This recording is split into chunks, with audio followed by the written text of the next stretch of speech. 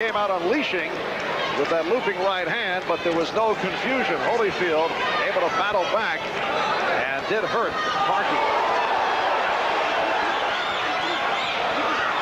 Parkey fighting back. He's got a bulldog in there today. As Holyfield, Parkey is not taking it lightly. He just comes battling right back every time he gets hammered. But the more effective punching is being done by Holyfield right now. This is for the IBF Cruiserweight Championship. However, Holyfield says if Parkey wins, he will give him his WBA Junior Heavyweight Championship belt. Marv Albert with the fight doctor, Bernie Pacheco, and Dave Dials from the Sports Pavilion, Caesars Palace, Las Vegas.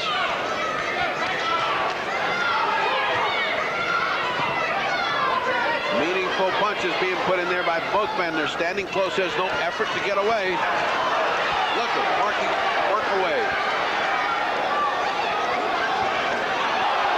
Combination by Holyfield.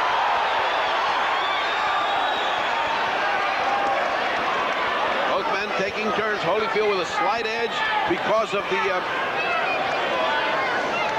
effectiveness of the punches. The halfway mark of this second round.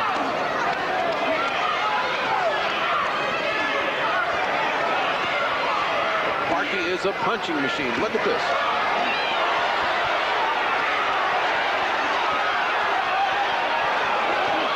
Holyfield right back and connected with the right hand, and he has Parkey hurt.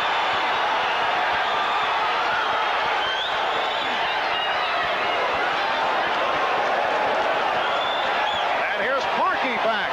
Two straight right hands of the kind he wants to land right on Holyfield. Holyfield getting careless after that exchange. Remember this right hand drop, Leroy Murphy. And very sharp punches being landed by Evander Holyfield. Particularly impressive off the combination.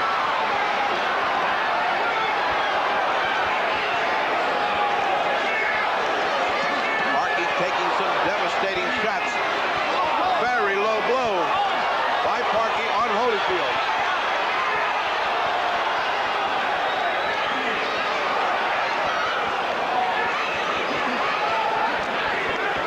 And that is the end of round 2.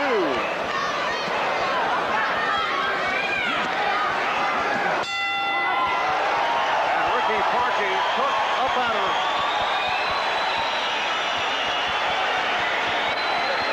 This crowd cheering the action that took place in the second round in contrast to the reaction earlier in the bout between Cowie and Ocasio. This is almost non-stop punching. If Parkey wasn't punching, Holyfield was. An excellent round. Evander's half of that give and take you see right now. Those right hands that were landing were doing a lot of damage. It would have normally been a close round except for the effectiveness of Holyfield's punches.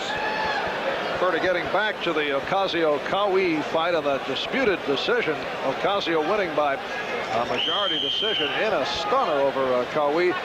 We made the request to talk to one of the judges, but the chairman of the Nevada State Athletic Commission, Wayne Ford, will not allow any interviews. Wisely so. Well, I don't know about that. Wisely from his point, not from our point. Back to the real action where two champions are laying it out just as champions should. This is round 3.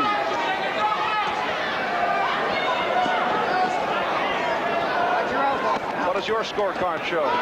Both those rounds were given by a squeaker to Holyfield. Oh, good right hand. There's that right hand we talked about. Just watch it. Just comes from left field. There it is. And Parkey attempted to throw it right at the start. Remember Ricky Parkey, the man who came up with that 8-second knockout of Broderick Mason back in December of '84, and he went right at Holyfield as the bell went to start the fight. Holyfield has no easy task today. Not only is Parkey putting in a lot of punches, but a lot of them are zinging in low, which is going to sap the strength of Holyfield if this continues at this pace. Pearl has not warned either fighter as yet.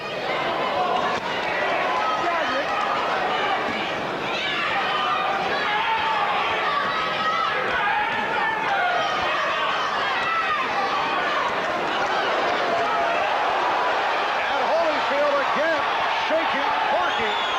The legs buckle, Parky going down.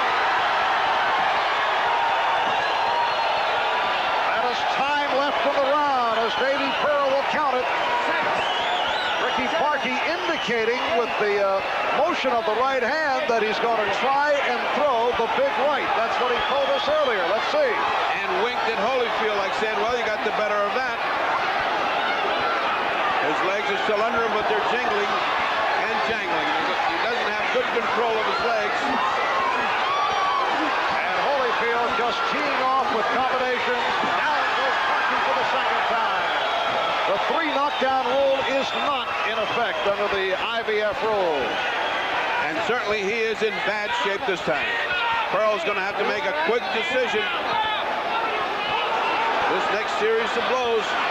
Coming up on 30 seconds to go, third round, as Holyfield is looking to finish Parky off.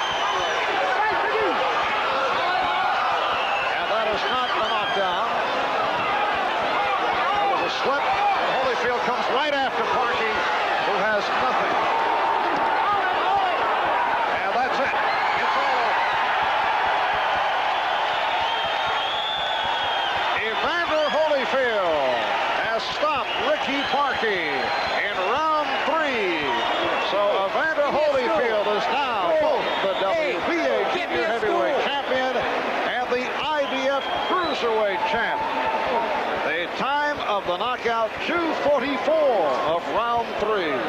An impressive performance by Holyfield, who had his hands full for all 3 rounds. Parky not at all an easy opponent, but he just, the devastation of his punches, they were landing accurately, crisply, and his game plan just paid off for him. Ricky Parky in a valiant performance, but he could not really stand up to a performer that was as hot as Holyfield was tonight. So Evander Holyfield, the 24-year-old out of Atlanta, Georgia, makes it a record of 15-0, 11 by knockout. The ringside physicians checking out Ricky Parky. That made up for the 10 rounds that we saw before. Catch that comment? That's a medical comment from my colleague, Dr. Donald Robio, who said that made up for the 10 rounds we saw before, so at least the doctors have the right opinion in the Las Vegas Commission. Referring to the Kawi Ocasio sleepathon that was awarded to Ocasio in an incredible majority decision. And if there is any depressing thing to this win today, is Holyfield going back to his room thinking, oh my goodness, I'm going to have to face Ocasio instead. Yeah.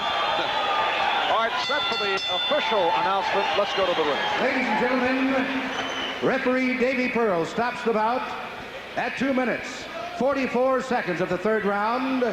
The winner by a TKO and new IBF Cruiserweight Champion of the World, Evander Holyfield.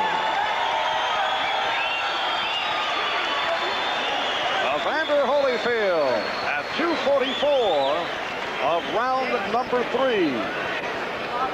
So Evander Holyfield stopping Ricky Parky. Dave Dials is alongside Evander. Let's go to the Dave. All right, I'm going to get Evander Holyfield to turn around here. So many times in the ring afterwards, a man is wont to say, he never hurt me, I never felt a thing, I knew I had him all the way. You can't say that, can you? No, I cannot say that. Ricky Parker came out, and he was tough, and he fused me a lot quicker than I took him to be. So the rounds that I win there, I worked every minute. You thought he might run a little bit, didn't you? Yeah, I was looking for him to move a lot, but he didn't move as much as I thought he would. He did hurt you a couple of times, sting you anyway. Would you allow for that? Well, yeah, he hit me with some clean shots, a couple overhand rights.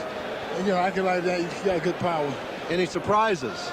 No, it wasn't a surprise. I was expecting a tough match out of Ricky. What about the second round?